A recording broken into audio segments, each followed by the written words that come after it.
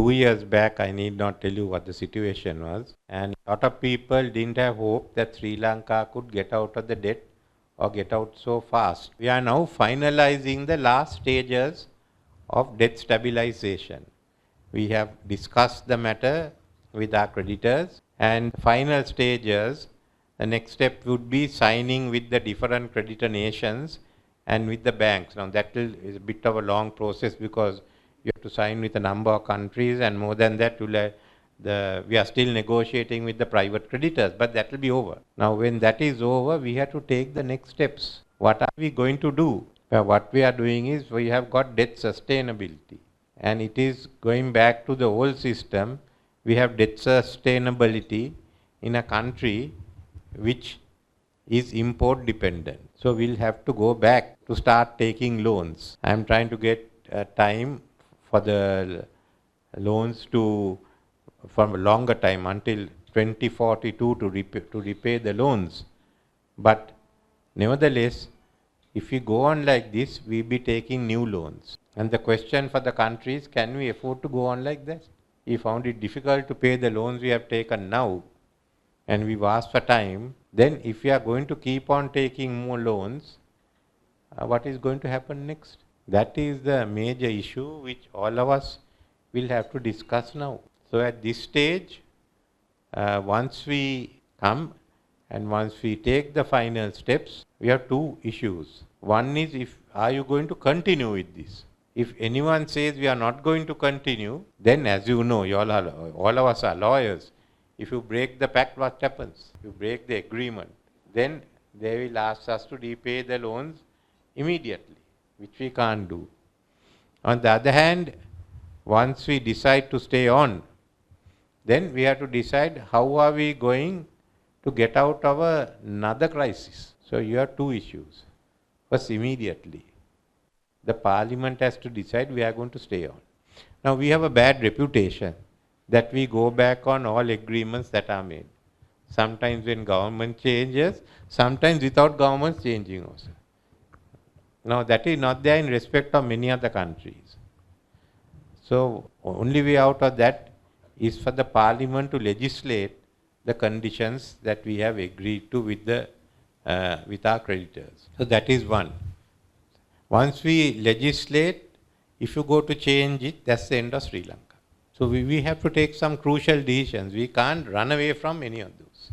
Secondly, are we going on with this economy, or are we going to export-led economy? That is the second one, which means we have to be very competitive. We have to compete with the rest of the world, and we have to win. I have confidence that we can do it. We look at our businessmen, many of them who go abroad.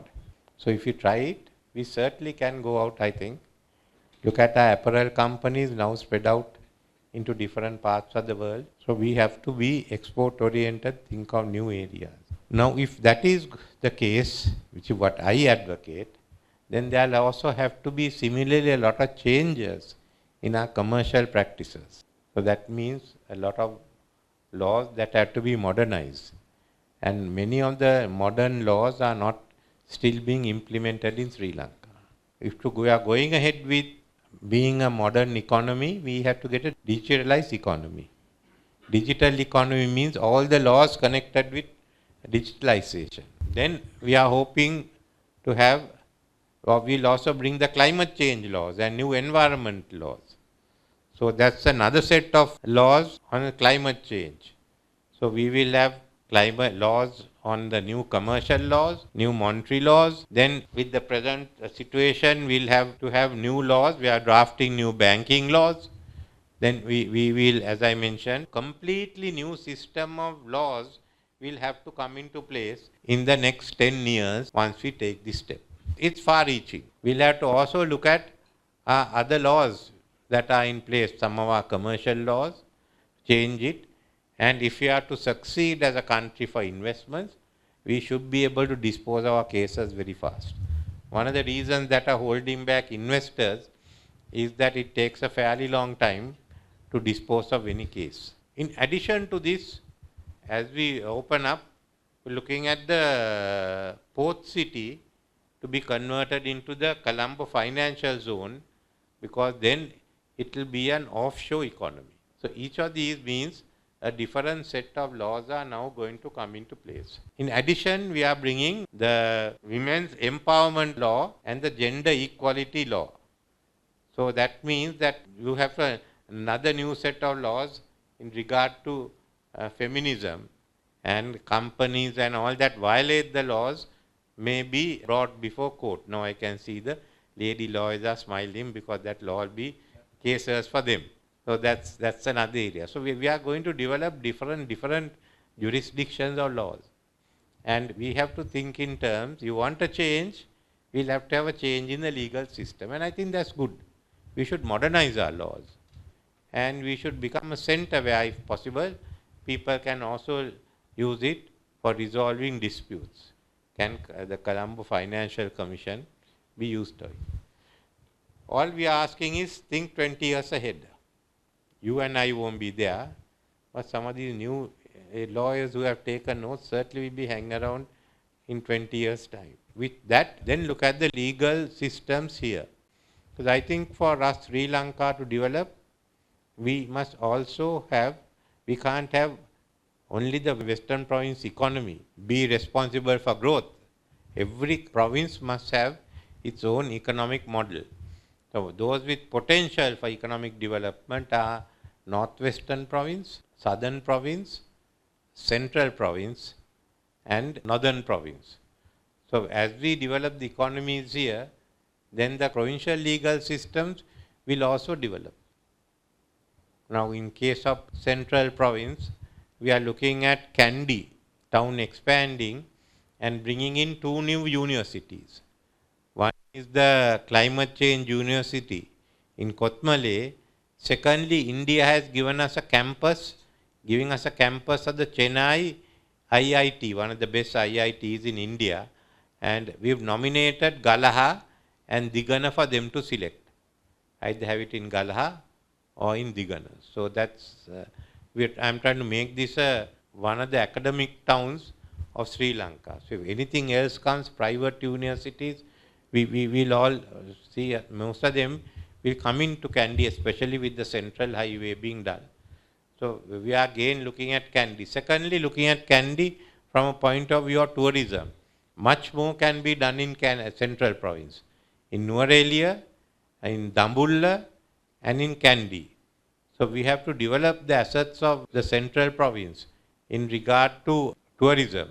But there's also far more to be developed. We have never exploited the vihares and the core-wheels we have around here to take them. If we take a tourist to the Maligawa and take him out in 1 hour. If you are in some foreigners told me, if it is in our country, would have kept that tourist there inside the Maligawa for about 2 hours, and we'll take them to the Satara Devale, at least ensure half a day or 1 day is spent there and going to Gerigi. Now we take the tourists to Peradeniya and we take them out. But you must also remember that we don't take anyone to Udavatta Kale. This is a job of making money, no? So longer you keep them, the better it is. And you have all the way from Lanka Tilaka downwards. You have the Victoria, you have a golf course. Do you know that the Victoria golf course is underutilized yet? I am not a golf player, but I asked them, and it is underutilized. So these assets we have to use. Today I was met with the traditional Kandian dancers. We said, no, we look at how to develop it and have a center for Kandian dancing here. And so there are so many things that can be done, that can be found. So we have to look at how. We are same looking at developing Nuwara, looking at Nanoya being developed 50 acres as a hotel resorts, so that high-rise hotels can come there. Another big golf course there. So these are some of the items that have been discussed here, the different homestays, the different boutique hotels. So these are some of the opportunities of bringing to Nuwara. And of course, it's one of the major agricultural provinces of Sri Lanka. Going from tea, you have rubber, you have coconut, you have paddy. Now that's a big, almost all types of agricultural crops are found in the central province. But we have to ensure that we develop our plantations into agro-businesses. We are looking at new lands to be opened out and regrowing coffee and cocoa in these parts of it to modernize agriculture. There's vast scope for it. And modern agricultural economy, what we call smart agriculture, will come into place. So the whole of central province has a lot of scope for development, for IT-based funds. Whether you should have heavy industry is a question mark. My view, I don't think you should have heavy industry in these areas, but there are so many other industries that can certainly come into this area and the new issues. So we are now looking at going into a new world, into a modern world. What is our integration with the Indian economy?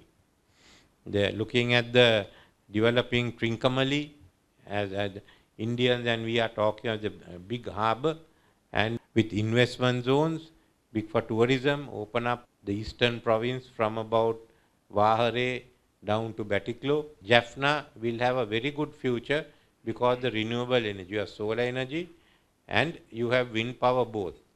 And NCEP has wind power. Now they are also talking of bringing in solar. One issue was whether to bring solar into Randenigal or Ranthambore also. So we have new forms of economic activity that is coming up. We have to get ready for all this. There would have been a big change, I can imagine, in Kandy when coffee was brought in here. Cinnamon gave away. Then when coffee gave away to tea, there would have been another big change. So far-reaching changes. We are now come to a situation where we decide, are we going to modernize and go with the world, or are you going to fall back? We have all the chances, but this may be our last chance. From 1948, we didn't take any of our chances. So we have now come to the last chance. And that decision we'll have to take in the course of this year and next. I thought I'll just brief you on it, since we've covered all the legal aspects, that we are left with what our future is. And those are important issues that will be posed before the country, and the country will have to decide where we are going. Some people may try to make the important issue is whether we should have a presidential system or abolish the president. I don't think that is the important thing. It has to be decided. Next parliament should decide it. But the important issue is not that. It's not whether you have a president or prime minister. We had both systems and we couldn't develop. It's a question of are we going to change our policies or not. Otherwise it doesn't matter. So we have to focus on the real issues and put the others out of the way.